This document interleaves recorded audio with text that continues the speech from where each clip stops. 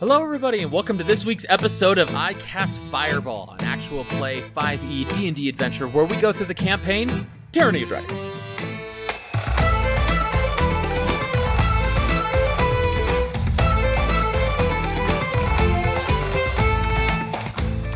I'm Thomas, your DM for this adventure. We have Malamara, Lansthalen, and Fleeple. Last we left our adventurers. They had successfully infiltrated the Cult of the Dragon camp. Upon entering the camp, they discovered that it was a little bit larger than maybe they had originally anticipated.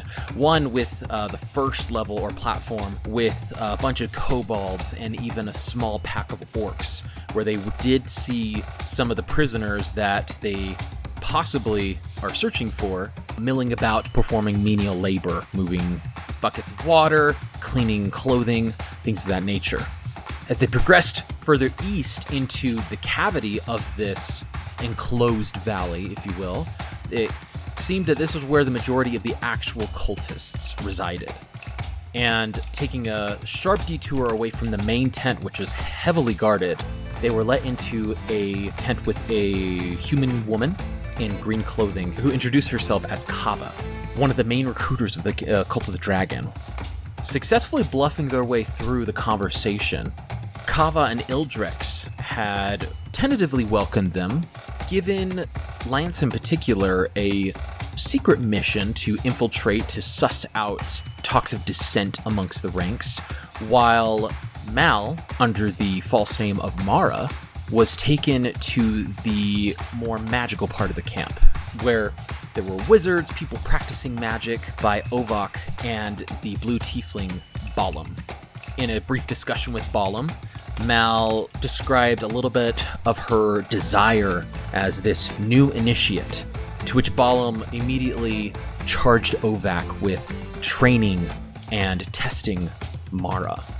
To the other side of the camp, Fleeple and Lance came up with the idea to sow dissent of their own, to discuss with kobolds, possibly the orc tribe, and see what information they could gain, and to see if they could encourage the kobolds and the lesser humanoids in the camp to rise up against the leadership.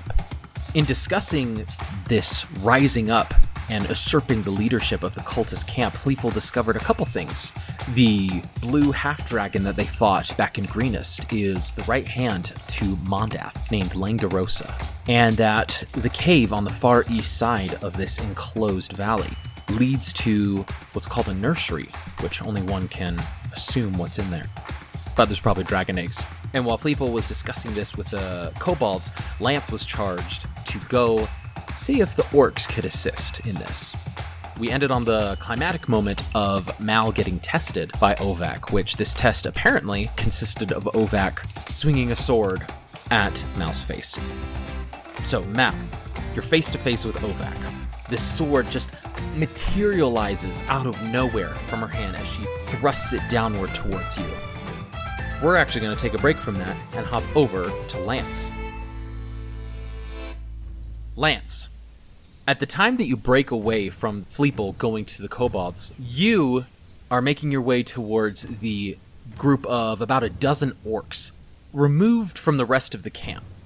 They're a little bit north, and there are no kobold tents near this little clump of orcs. And as I mentioned, there are only about 12 of them there. They are very guarded, if you will. And as they see you approach, one of them, female, she looks over to you, and as you start to come over, she stands up. She grabs this massive battle axe that's very crude, got dried blood all over it, and the handle's just broken tree branch, if you will, and she just hoists it on her shoulder, and she meets you at the edge of their little area, and she just stares down at you and looks at you. I will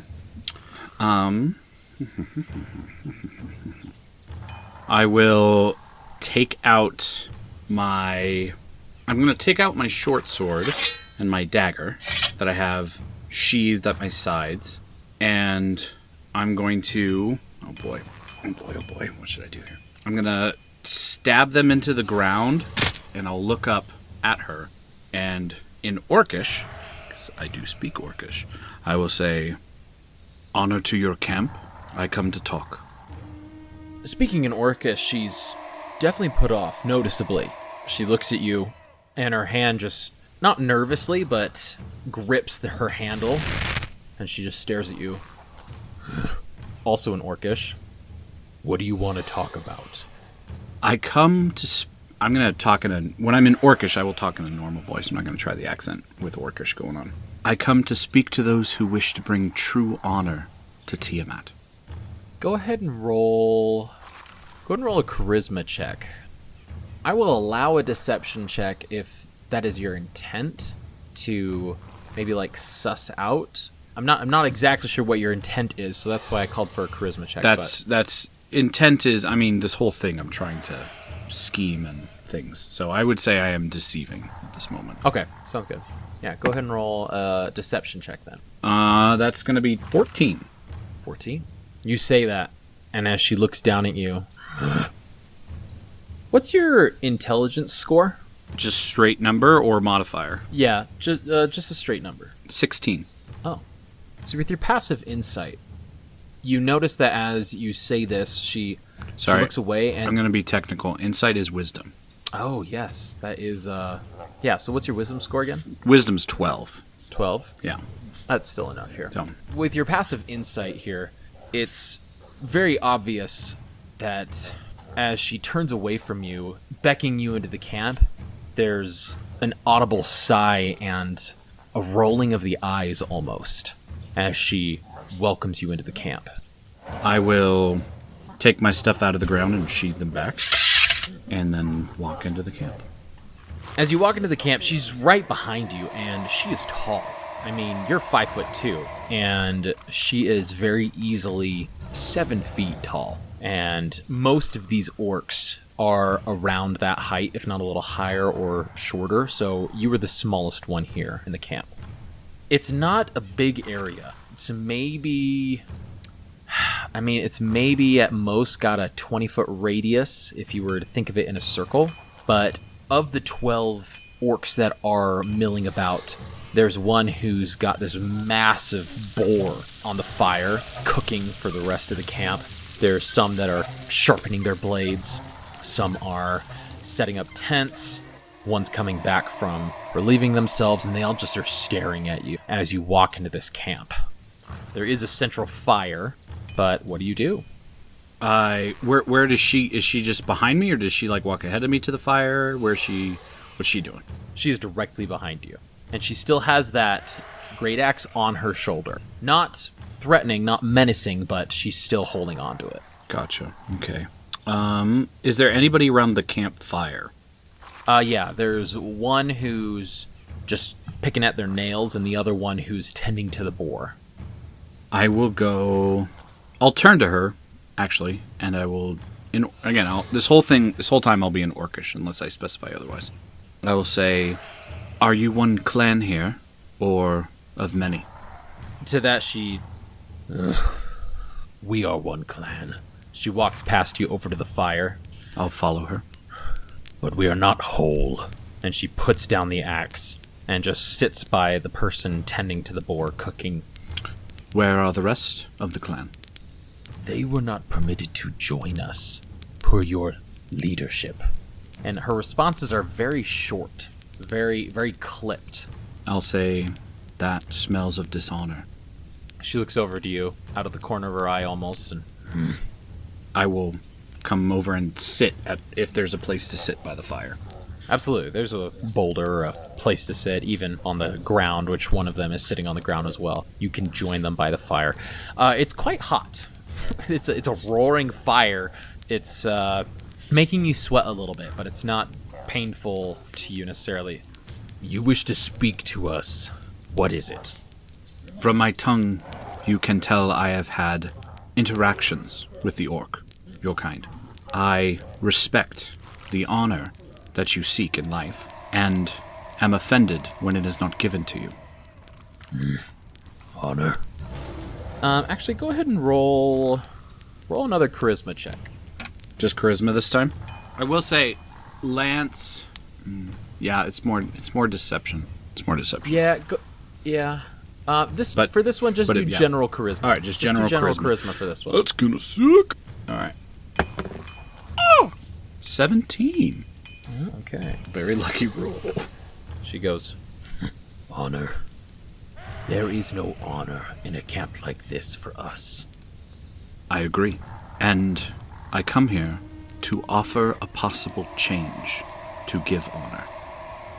As you say this, the one who's picking at his nails, which is sitting across the fire, you notice that they stop picking their nails and their eyes just flit up towards you. And the one cooking the boar, their movements, they were in the process of getting things served up, and then they stopped ever so slightly before they kept moving. And the main orc, she turns to you and goes, I have no use for your tricks, you cultist.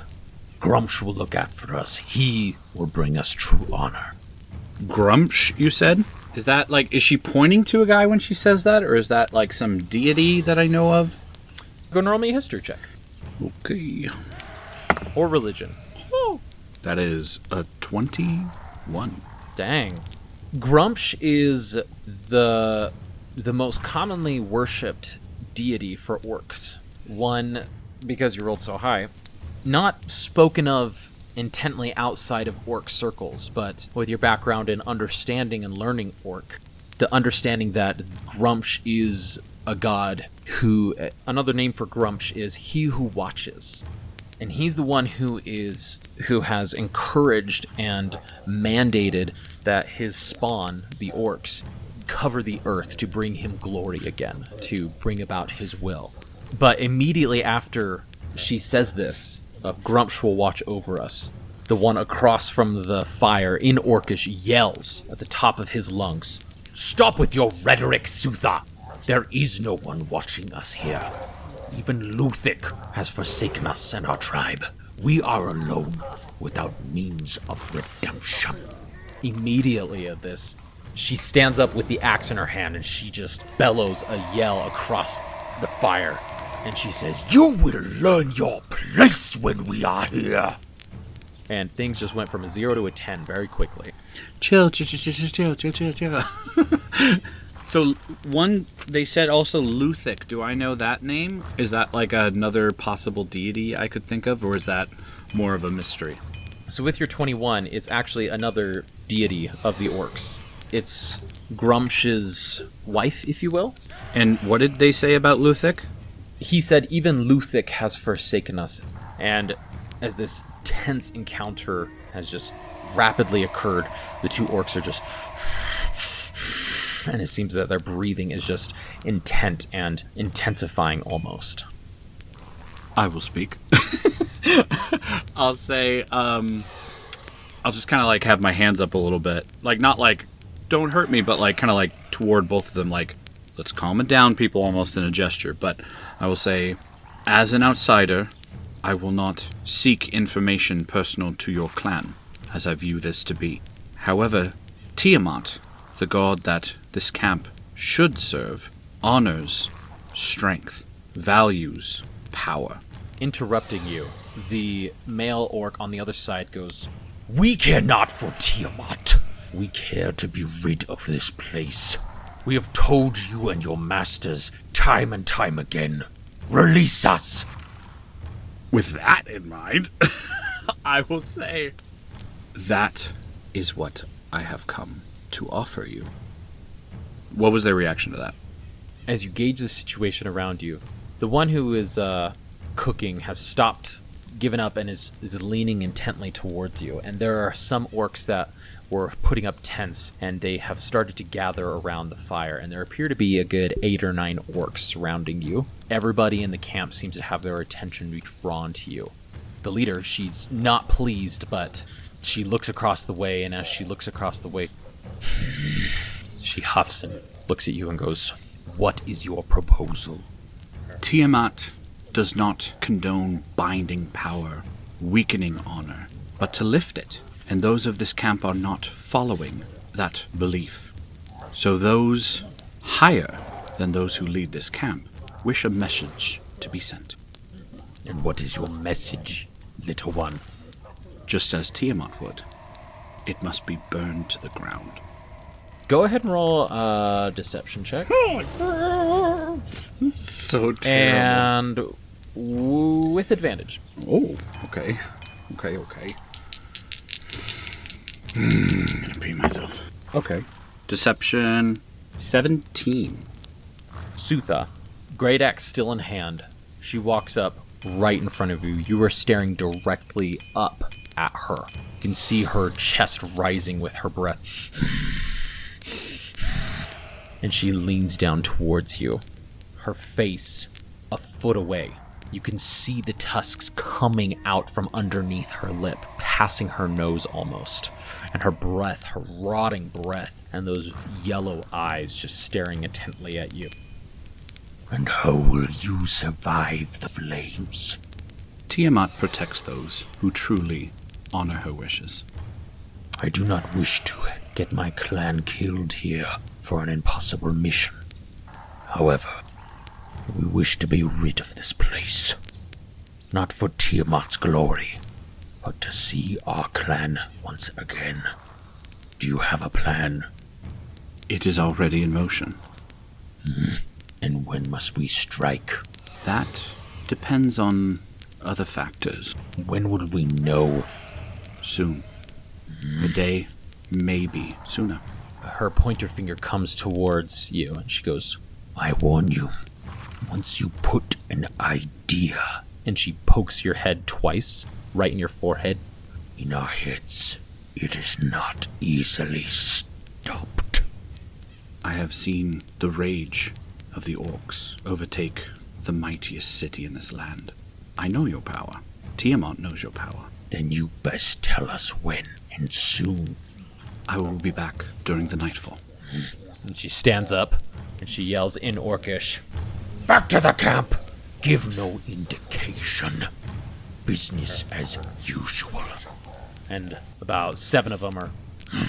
And they go back to their tents, quickly scattering, while the other 3, Sutha, the cook, and the one who originally had the outrage, just stand nearby. Sutha, she turns and she just walks from you. I will back out of the camp facing them. Then as soon as I'm out of the range of the tents, turn around and walk, hopefully, over to Fleeple. Fleeple, go ahead and roll me just a general perception check here. General perception. That's gonna be 9. 9. You see that Lance has peed himself.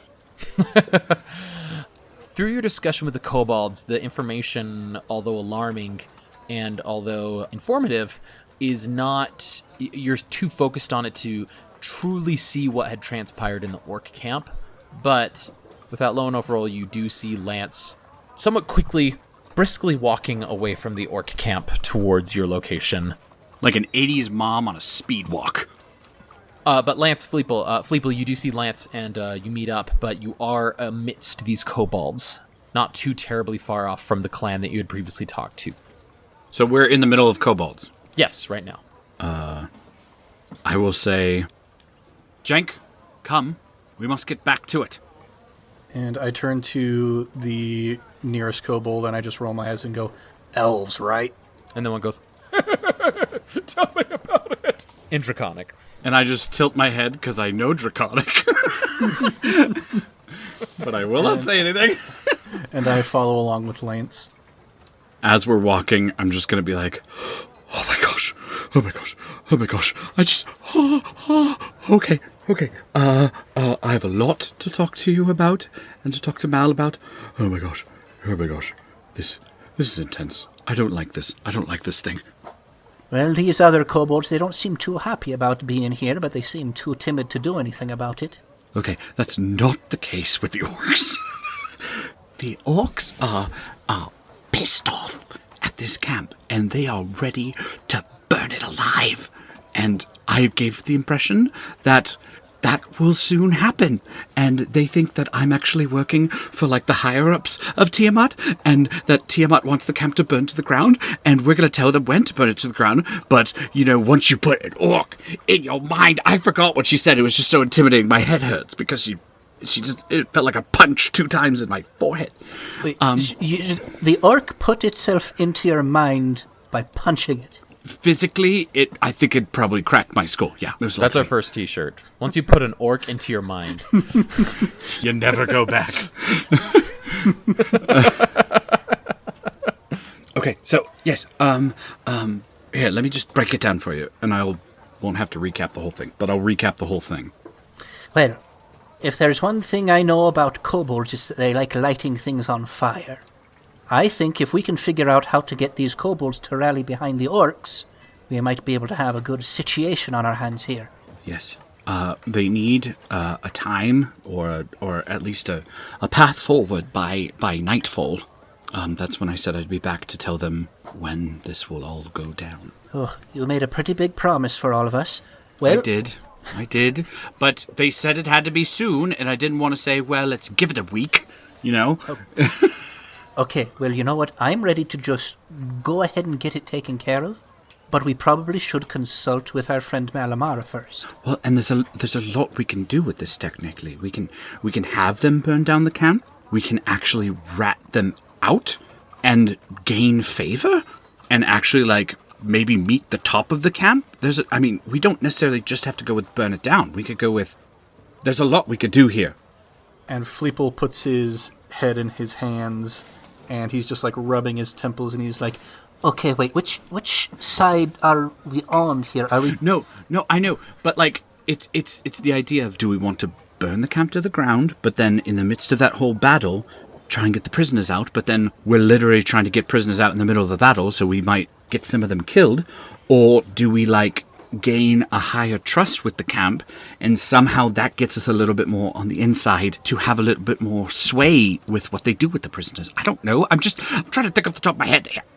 Okay, so if we try and pit the orcs against the cultists and the cultists against the orcs, I feel like there's a lot of crossfire that's going to happen there. Crossfire! Sorry. "You get caught up in I the always crossfire." have to do that whenever I hear Crossfire. and I love it. One of the best commercials from the 90s ever. Crossfire! That little marble game. So think of how many... those orcs, they're not happy about being here. There's a lot of innocence amongst the orcs. No, not any innocence amongst the cultists. All the cultists are bad, we've already established this. But think of how many of those innocent orcs will get caught up in the crossfire if we try... Crossfire! So... Just a kobold next to you. Crossfire. Just a little Greek chorus of kobolds. This episode sponsored by the board game Crossfire. Yep, both from the 90s. Now, I guess what I'm trying to get at here is I am all about burning this place to the ground. I would be a little bit more likely to ally myself with the orcs and the kobolds, the oppressed, as it were. Yes, I completely... I'm just saying we should keep options open because we have no idea what Mal's getting into, and she might actually become a super big confidant. And if we then... I don't know. I think we need to talk to Mal. Yes, we definitely need to do that. In either Mal. case... Crossfire! Wipe across to the Mal.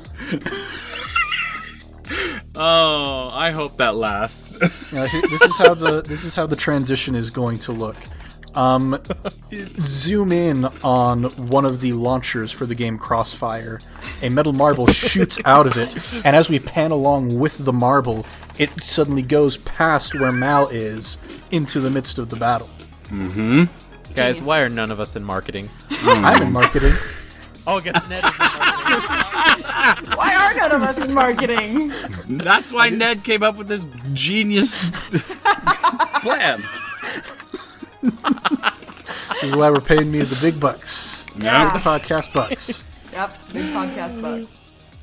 Mal, I need you to roll initiative, please. Yeah.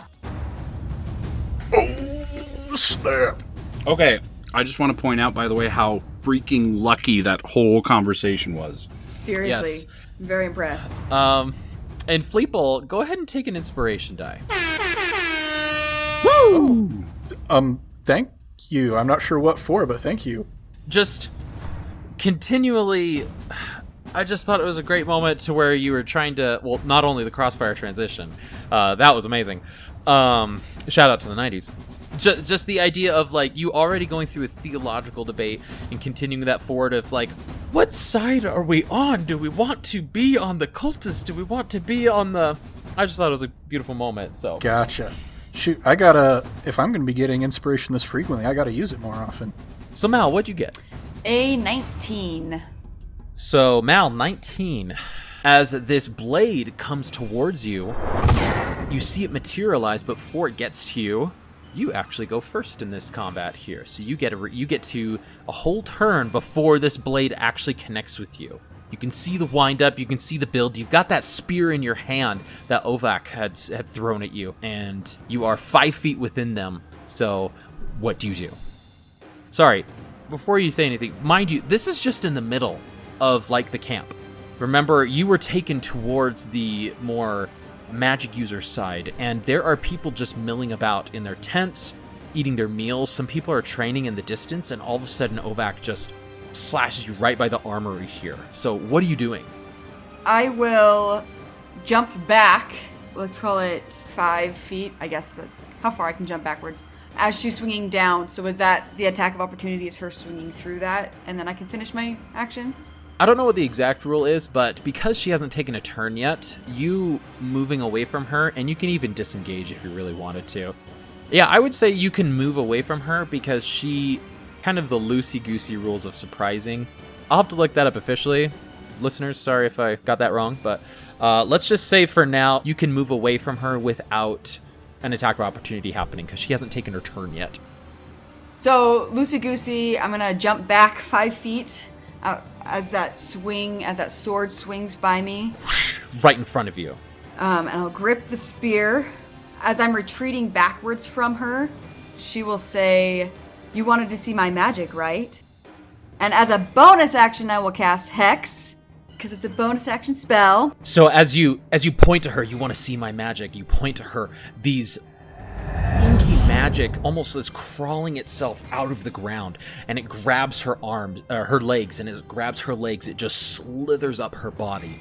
An inky mass, Mickey, or are you thinking more otherworldly color, or? Otherworldly color. We kind of did Hex was more like, it was very akin to my mage armor, that black and red, almost smoky. Yeah, it's that black and red color to where the colors don't mix with one another, but they occupy the same space as one another, and it's very chaotic, and the colors clash, and it's black and then suddenly bright red, and it starts to swarm around her. As the hex crawls up her body, and after finishing this sword swipe, she looks at her body, and she looks up to you, and the only thing you see on her face is a grin, and she's...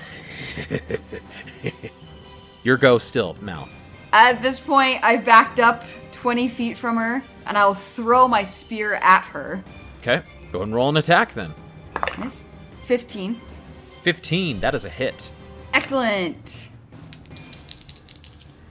It's a d6 plus... Oh my gosh, it's a d6 plus an extra d6, and I got max damage on both. I rolled 2 6s. So, wow. 12, 13, 14 points of damage. Ooh, man. As you chuck that spear at her, it looks like it's going to just graze her side, but at the last minute, one of the red and black tendrils grabs out to it and just right into her stomach. Ooh, and it's a gut wound, and she... And she grabs the spear, yanks it out, and tosses it on the ground. And her hand's all bloodied, and she goes...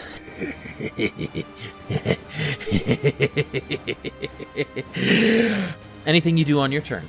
Yeah, and as she's laughing, I will pull from inside of my robe that long, intricate, carved greatsword and start charging back toward her. So I'm within 10 feet of her by the end of my movement. Okay. So that great sword, do you have that like bandaged all the way up, if you will, or is it exposed to the light? That's an awesome question. Could I say it's bandaged, but that I still get the slashing, or the slashing would go through the bandage? No, it's, yeah, we could say it's bandaged with our understanding there. Yes! Magical bandaging. Yeah. So it looks like a bandaged greatsword. Okay, sounds good. So you grab 2 hands and you charge and just... and you make your way halfway there. 14 damage, all right. Yeah. Bless those 6s. That's the best I'll ever roll in the whole game. Okay. And then, sorry, with Hex, also, I choose that Ovac will have disadvantage on strength checks. Okay, and that's just ability checks, right? Not saves or anything like that. Yeah, it would be like a grapple or something. So, seeing the magic and the inky tendrils swarm around you, Ovac, she sees you charging, and she goes... and she brings up 2 fingers with her... She brings up the blade to her forehead, and she closes her eyes looking downwards. And as she does, she's whispering something to herself. And you can't quite hear it because you're screaming, you're running at her. And then the last second, the left hand reaches towards your head, and you feel something seize your brain. I need you to make me a wisdom saving throw, please. 20. Non-natural 20. So 17, 18, 19, 20. That is a success. You feel this sharp pain, like, press against your mind, and then as you prepare for it, you go, oh, what is it? It just seems to rip through your entire brain. From front to back, you can almost feel this physical force moving through your brain, but you braced yourself against it. It still killed, like, a morning hangover, but, oh wow, you only take 3 points of psychic damage from it. That was a crappy roll. But I really appreciate it, so if you just keep rolling like that... And Ovac, she looks at you, and she goes, Let's see some more. Show me more. and she's getting enraged as you are rushing after her. And she's going to jog backwards away from you, her full 30 feet. What a coward. Okay. It's your go. Well, that gave me a really good idea. So, charging with this sword, I'll still charge my full 30 feet toward her. But as I'm running, I'll cast Eldritch Blast. Great, sounds good. So as you're running, you're whispering into your hand almost, and this, all of a sudden, this red, the same reddish, blackish energy just wasn't there, and then erratically, it doesn't form into a circle, it forms into a sphere that wants to break free and release, and as you pull it away from your face, you thrust it towards her.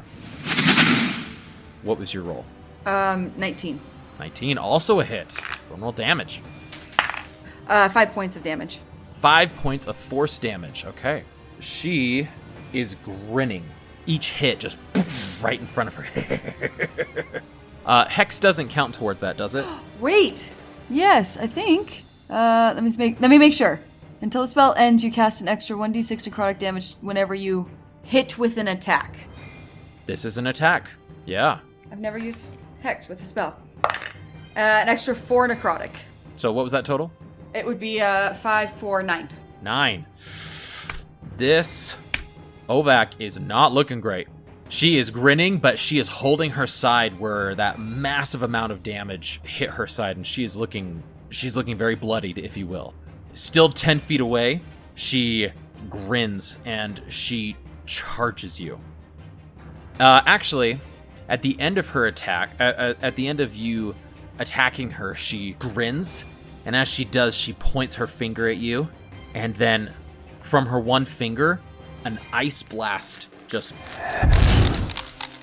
streaks from her finger towards you. I need you to roll a Dex saving throw, please. 15 plus 3 is 18. Rolled over 10 every time, guys. Dang, okay. Well, as the ice starts to reach you, you hear these whispers. And they get to your face, and the ice turns to fire. And it envelops your head. There we go. Oh, dang. D10, seriously? Sheesh. So that would be 24 points of fire damage, halved because you were successful, so 12 points of fire damage to you. Woof. How we doing? Double digits. She's going to charge at you, and she is going to swipe at you with an attack. Did you cast a bonus action? That was a reaction. Ooh. Hellish Rebuke. That's cool. That's the good stuff. That is the good stuff. That is going to be a 17 to hit. That hits. Yes, Okay. And you still have mage armor up, right? I do. Okay. Yeah, 17. That hits. So he's going to do... So as she rushes forward with her sword, she's holding it two-handed. She is going to do 6 points of slashing damage. And then she is going to attack again. And a 10 does not hit, I assume. No, it does not.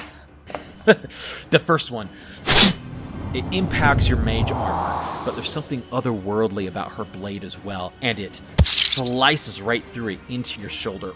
Ugh! And you dodge out of the way, and she goes for a second against your side, but you use your own greatsword, and you thrust it to the side there. A miss, and she's face to face with you, and she goes, It seems we are both one of a kind, aren't we? and just cackling. Your turn. This is a bad idea. Okay, I'm going to, feeling the damage that I've taken, and a sense of self-preservation coming over me, Mal will then cast Mirror Image on herself. Her shape fuzzies, and 3 illusory. Illusory. I'm like, I can read. I know the word that I'm reading is wrong. I just can't fix it in my brain. Illusory duplicates appear in your space. Okay. So there's 3 and you. I always forget with mage for mirror image. Or just 3 3 illusory. So yeah, okay, sounds good. All right. You are blocking her, holding her face to face, and you John Cena her, and 3 are holding the sword in the same exact motion, staring directly at her. Bonus action movement, Mal? No, I'll just hold that closeness. Great. She looks around and she goes, I never did like this one. and she goes to one of your illusions. She's going to attack. Natural 1? That misses? And so you're easily able to dodge. She doesn't quite know where to land her hit. And she rolls again. Is a 13 hit? No. Oh, so both attacks swing wide. You're able to parry away. Swing wide. You just move out. And she goes, You are a clever one. and that's her turn. She's not going to back away. She's going to stand her ground. So Mal, it is your go. All 4 of us, it is me plus 3 others, all 4 of us will swing that great sword with both hands at her. All right, go and roll an attack. I'm rolling so good, guys. 18 plus 4, so 22. 22 is a hit. Go and roll damage on that. 3d6. 6, 7, 8, 9, 10, 11, 12, 13, 14, 15. It's a great sword plus hex. Sorry, the great sword is 2d6 plus hex is 3. Yeah, because she's got hex going on. Man, time to erase OVAC from my notes. Sorry, 6, 7, 8, 9, 10, 11, 12, 13, 14, 15. Sorry, 15 points of slashing damage with some necrotic in there. How do you want to drop her, Mal? Much like the... well, it depends. Can I kill her, or is it just incapacitating her? With where she is standing, you know that I'll just say you know that this won't kill her outright. But it will seriously and bodily hurt her. Possibly even maim her. Swinging the sword up and around her head, all 4 of them will slash downwards through kind of the head and down through the chest, trying to get an ear off, and then through to the chest to drop her. As you swing it once over your head, twice, all 4 images converge on one location, almost surrounding her.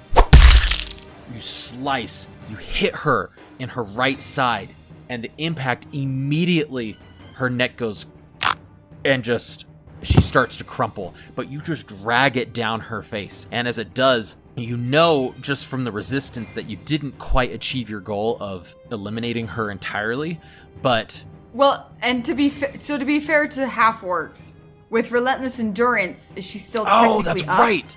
Yes, so that's right, I forgot. No, she goes back to 1, yeah. Yeah. I even dropped this. As you smash her to the ground, she cracks. No, and you pull the sword out. No, thank you for reminding me. And you pull the sword out. The bandage is already bloodied from her. And you sort of kick her away from you. Knowing what to expect, she, on her turn, she She glares up at you, and she stands up with her movement, using her own sword to prop her up, and she just stares at you in the face. The laughter, the mirth, the enjoyment has just turned to pure rage, and she just stares at you, and she, again, with this burst of energy, just bam, bam, 2 attacks right to your side. First one, 23 to hit.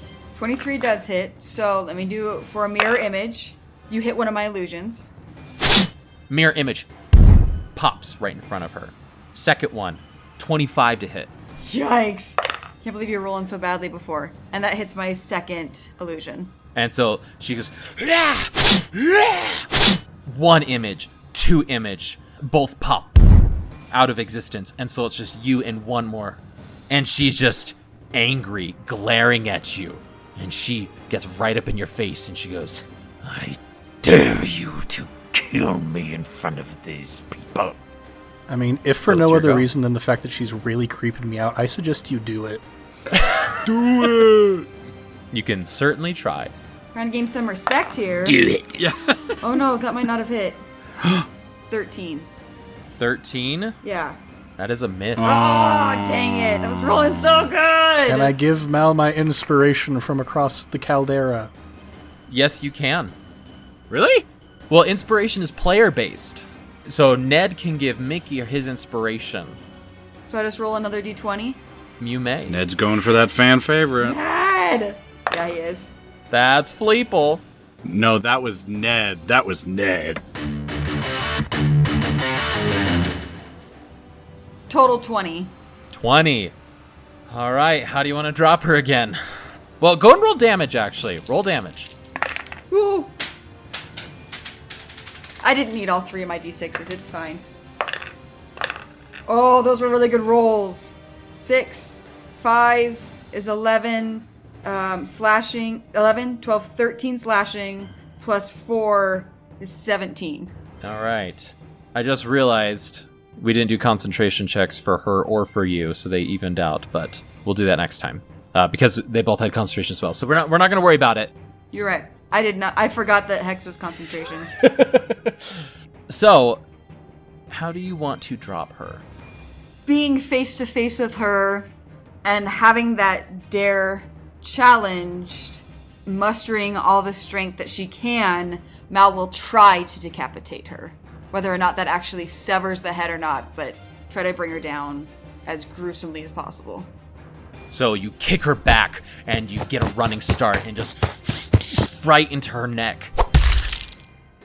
And she goes with the motion a little bit, so as a result, it's not clear how, I guess, the decapitation isn't as swift as you wanted. You drop her for sure. She's on the ground. She's bleeding out, and she's in front of you at your feet.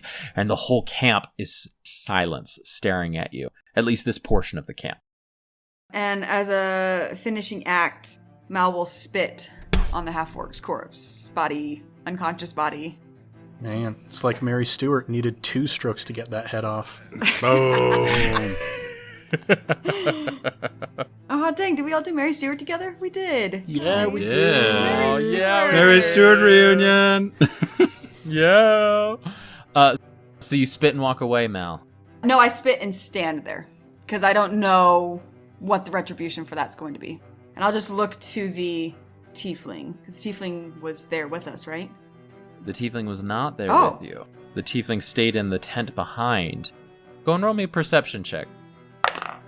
Perception is 14. 14. Easy enough. You're able to see through your rage. And as you see through your rage, everybody is stunned silence around you. Those that were practicing weapons are holding them a little bit more firm, just glaring at you. Those that are washing their clothes have since let them fall into the barrels of water. Okay, so I know where Balaam's tent is, right? Because that's where we came from. Yes. And as you scan, you see Balaam standing about 10 feet from the tent entrance with his arms folded, staring in your direction. He's about 40 feet away. Okay, so metagame a little bit. With the Pact of the Blade, if the creature is killed, the weapon appears. So is the weapon nearby, or are they just unconscious? That just depends on what I do next. The weapon just fell from her hands as she fell to the ground, so it was in her hands when she died. Right, it disappears. So if you fall unconscious, it disappears. If you die, it appears on the ground next to you. Oh, That's why I want to Yes. know what happened. There you go. Yeah, so as they fell unconscious, it disappeared. Great, so then I will drag the body. I'll pick it up by a shoulder or an arm and drag it over and lay it at Balam's feet. Balam, as you're dragging, is curiously looking towards Ovak being dragged, blood being left behind in the dirt. And you toss Ovak at Balam's feet. And Balam is just staring intently at you, Mal, and is not making any motion or movement quite yet. Mal will stand as well. 2 successful saving throws, by the way, for our listeners.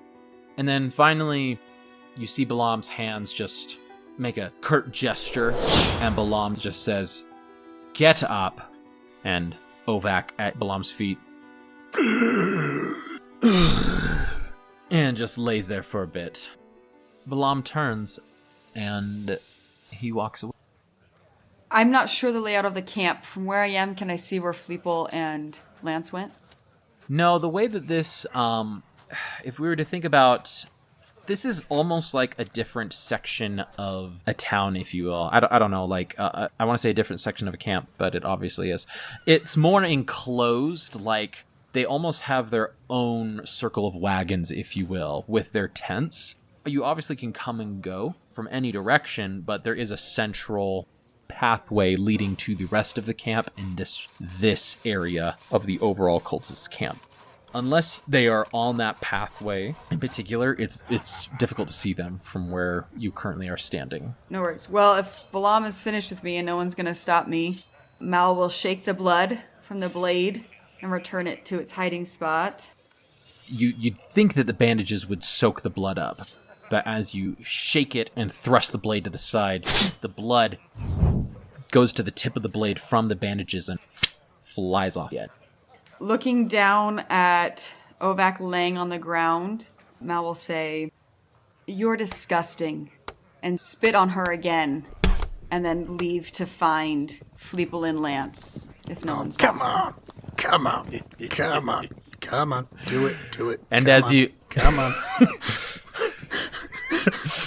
and as you walk away, Ovak goes, It's good to know that you're not alone in the world.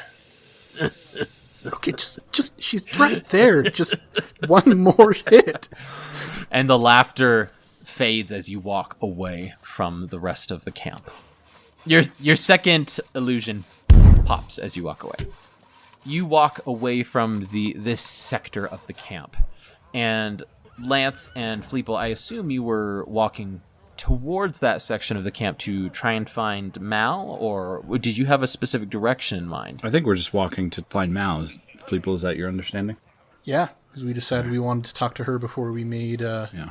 any big decisions. And I'm just saying to Fleeple, I can't imagine anything more intense than what we just went through. Lord, I don't know. I was having a pretty chill time with those kobolds. There was this one. I feel so bad for him. He only had 6 teeth, and I feel like that little guy needs. He needs. Were they to like live. rotted out? Or do you think like he got like kicked in the face? I think he got kicked in the teeth. I think that because he told me that multiple times. Oh, If we give him clothes, will he be free? Mal, you see sock. both Lance and Fleeple in the distance, intently discussing something, but you're able to approach them. I want all of you to make a stealth check here. Let's see. Okay. That's 22. oh, and I get advantage on stealth. Okay, first roll is better anyway. 22. Mal? 6. You're just dripping with blood. Not trying to be sneaky. This was mainly just to see how much attention do you draw to yourself throughout the camp, especially with you having parted ways and coming back together. This is like me and Fleeple are like the cool kids at the mall who are like just smoking cigarettes and being like, yeah, we're cool. And Mal's like the one with like, who's like, I'm cool too. I'm cool too. She's trying to really blend in. She's the one that plays Crossfire! Crossfire! But you are all together and you to discuss what you are. Oh my gosh, what happened to you?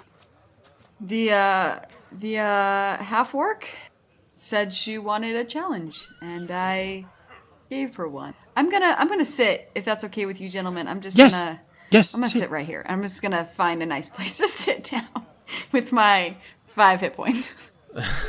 Yeah, you can find an easy enough place to sit that's not too close, but while you are in the camp, there is somebody within... There will always be somebody milling about, walking past you within at least 6 feet of you, I would say. Man, if only there was like some kind of alcove, like some kind of cave that we found. Why are you talking like that? Only I can understand you right now. Only I can understand you right now. Mal, how about you follow Fleeple and myself? Jank, gosh dang it, where's the water? Get the water for her. Okay, Vandal, okay. Vandal, that's what we're saying? Okay, great. How about you not do that so loud? I know you've lost a lot of blood, but do you have... What should we call you? Yeah, half-orc.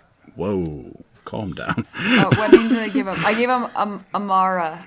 That second half of my name. Yeah, I totally knew your name, Amara. It's my mother's name of my... okay, well, that's... Cool. All right, follow us. We have a secluded spot. Jank, get the water! Okay. So, using your previous stealth rolls, you make your... you head over to the direction of the alcove, and you slip one by one into the alcove together, feeling somewhat secure of not being overheard. All right.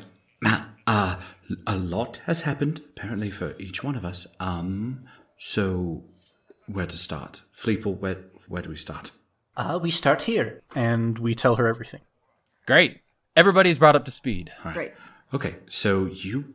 Okay, oh my gosh. So you've like, maybe impressed, but also maybe pissed off people by doing that? Honestly, it was really unclear. I thought that Balam would be really impressed, and so I was really going for it, and I... just walked away. So Well, it seems like Ovak was into it in a way that I really don't like. Yeah, I agree with you. Anybody like that but Ovak by what was described. Okay, so what should... Okay. Oh my gosh. Okay, what do we do? We have options. You went and have been sowing deceit, and the kobolds are on board. No, kobolds might not be on board. We could get them on board. Kobolds could be on board if we give them the right angle. And orcs are very much on board as long as we have a good way of getting them orcs good revenge. Will rampage and destroy and burn not, down anything for any reason. With no reason. They don't have to have a reason. They are just born that way. Well, these... Just no. mindlessly and wantonly destroy. So I say... we burn down the camp. Okay. I'm interested in your stereotyping, but we'll move past that. So, okay, we could burn down the camp, yes. I need to get back to... Well, maybe I don't. I don't know. How do we do that? Like... Well, okay, let's go down that path. We burn down the camp. How is that going to get the prisoners out? We haven't even really seen... All the prisoners are all around the camp. How do we, get them all together and get them out while this is happening? I think that they'll probably flee. If I were a prisoner, I would probably flee. If you're human and an orc comes rampaging at you, they're going to fight and they're going to forget about their prisoners. And if the prisoners can run, or if we're going through trying to encourage them to run, maybe in the chaos and the burning, the prisoners can just get away. Because we don't have time. We don't know who's from Greenest. I'm not from Greenest. You're not from Greenest. We don't have time to find who all those people are. We know where the monk is, make sure he gets out, and just try and take down this faction of this cult. Wait, the monk? Maybe he can help us out. He doesn't want to leave, I thought. He wouldn't want this plan to happen. Well, we have some information that he doesn't have yet. What's that? Which part? We know a lot. No. Which specific piece of information are you talking about? I think... now that we have the orcs ready to cause a kerfuffle, if nothing else, we can use that as a distraction for him to accomplish whatever it is that he needs. Because he's got a bit more information about the inner workings of the cultist side of things than we do. Was there, Thomas, in our whole tour of the camp, I forgot, was there a central spot where we're like, oh, this is where they keep prisoners when they're not working? I can't remember if we saw anything like that. Yeah, so there were some prisoners. Most of the prisoners were in the lower level with the kobolds. And some of them were chained to a post temporarily while they were performing a task, but some were walking about with an armed guard. But you did not see any prisoners in the upper part of the camp, at least with your perception rolls that you So had. they're all with the kobolds in the lower camp. And if you all want to take another perception check, just peeking out of the cave, Sure. just to kind of survey and gauge the camp again, maybe with the intent to look for the prisoners. 19 for me. I'll do a guidance on that. 22. Oh, Mal. Oh, I wasn't going to. I'm bleeding. Okay, that's fine. So, Lance, as you're looking up east to the upper level where the cultists reside, again, you have that confirmation. You only see the special prisoner of Leosin, confirmed by Fleeple. In Fleeple, you see, while this conversation is happening, you see prisoner come out of a tent. A tent that's like removed from the rest of the kobolds. Still within like the ranks of the kobolds, but one tent that is doesn't have kobolds walking through it, and there is one guard standing at the entrance there. You see a prisoner come out, and then a few minutes later you see another prisoner go in. And with that high of a perception roll, you feel confident that could be where maybe the prisoners are placed when they're not working or exhausted or sleeping. All right. Point it out to Lance. What kind of guard is it? Like, is it a kobold? Is it a cultist? It's a cultist. It's a cultist. One of the more mercenary ones that assisted on the road that ambushed you and brought you to the camp. Okay, this is starting to make sense. Okay, moving forward, what do we do? I want to speak with Leosin, first and foremost. The monk. Okay. Yes. If nothing else, I mean, he's tied up. If he wants to try and stop us, we just leave him tied up. But I want to get his input first. So should we maybe stay here tonight, see the bed down routine, see what happens with the prisoners at night? I promised the orcs that I'd tell them when we're going tonight. Well, that's my plan, is just, what if we stay here tonight, see how it all works tonight, and then tomorrow night at sundown, that way because the half-orcs have the advantage with the dark vision over the humans, that we could attack when the sun goes down, and maybe that will help prisoners to get away in the dark. Okay. All right. I can try. They really want it to happen soon. So, I don't feel like tomorrow night is not necessarily. I know. soon. They were like, I mean, that's a terrible, sorry, that was really bad.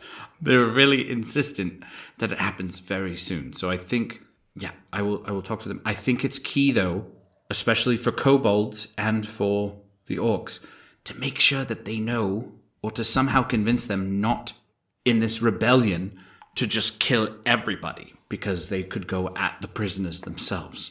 And that if we defend the prisoners, we look really bad, then they'll turn on us. Well, weren't you talking about turning against the camp itself? The prisoners would be... I mean, the prisoners are part of the camp, technically. You should definitely specify, because those monsters will just rampage. Okay, why do you keep calling them monsters? Because they're orcs. Orcs? You're orc. I am not an orc. I am human. And I look at Lance and I'm like, I feel like we've already had this conversation. Have we? I never remember this conversation. Well, you've had this conversation with me. Put a pin on that. Okay, I think that's the plan moving forward. Let's talk to the orcs, be very specific. As I'm looking at Fleeple, get the kobolds on board, and we possibly go in about 24 hours. And with a shaky plan in tow, something forming amongst the group here, that's where we'll go ahead and end this week's episode of I Cast Fireball.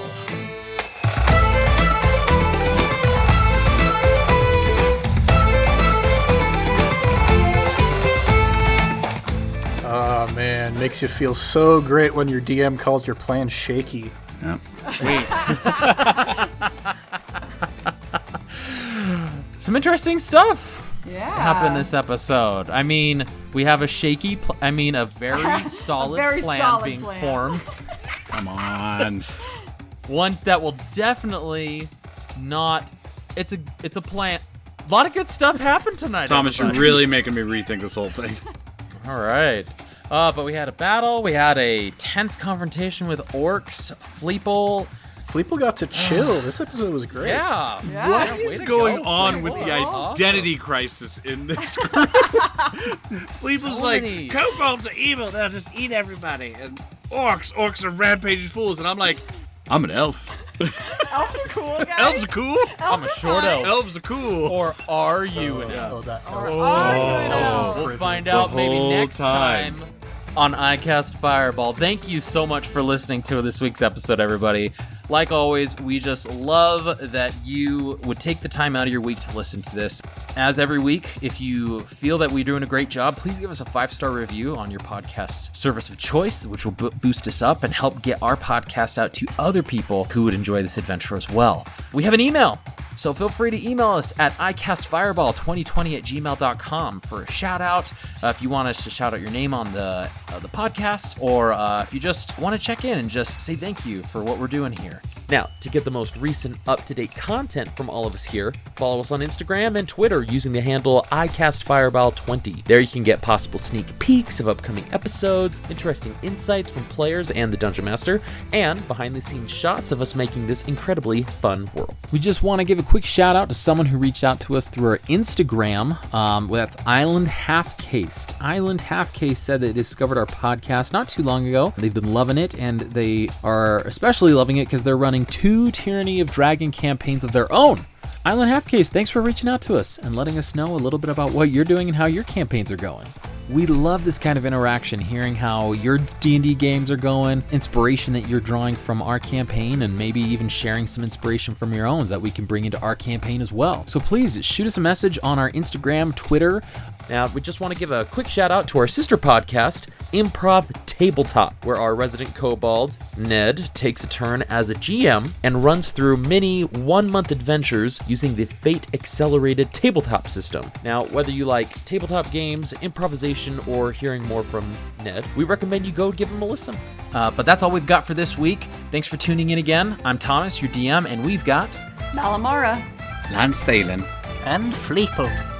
Let's keep that fire going, and we'll see you all next time.